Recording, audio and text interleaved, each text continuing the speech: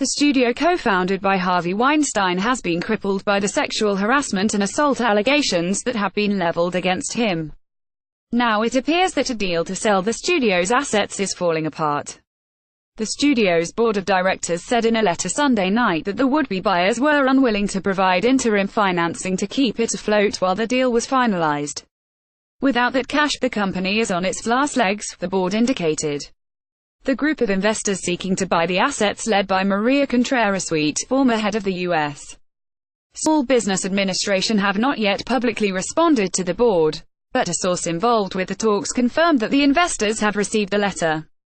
They are trying to figure out if there's still a way forward, the source said. The bankruptcy paperwork has not yet been filed, according to two sources, but it could be filed in the next few days. In the Sunday night letter, Weinstein Co. accused the investors of an illusory bid.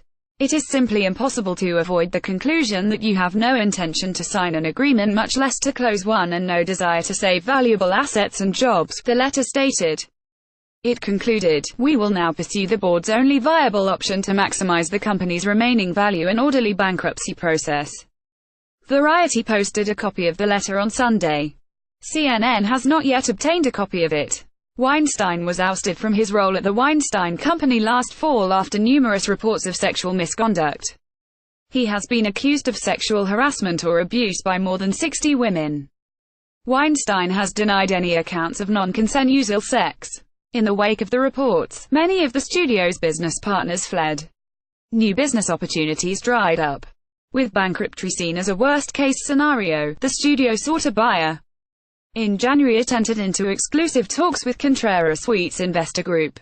She promoted the idea of a new studio, led by women, with the Weinstein name wiped away. In the meantime, the existing owners tried to keep the studio's doors open and keep staffers on payroll through a variety of financial maneuverings. The deal talks were complicated 2 weeks ago when New York Attorney General Eric Schneiderman filed a lawsuit against Weinstein and his former company. Schneiderman said that a 4-month investigation into sexual harassment found vicious and exploitative mistreatment of company employees. The suit cites what it calls egregious violations of state civil and human rights laws. The state AG said he will not stand in the way of a sale if his concerns are addressed. He expressed 3 concerns. Any deal must ensure first that victims will be adequately compensated, that employees will be protected, and that executives who knew about Weinstein's alleged acts will not be rewarded.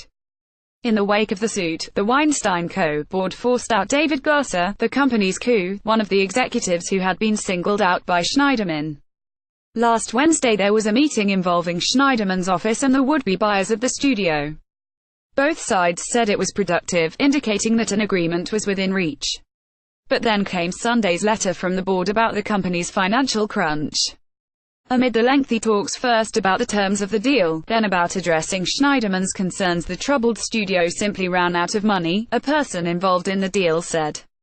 Now there's a lot of finger-pointing going on. Schneiderman's office said in a statement on Monday that the recent talks had come up with a clear path forward on the issues raised by the lawsuit.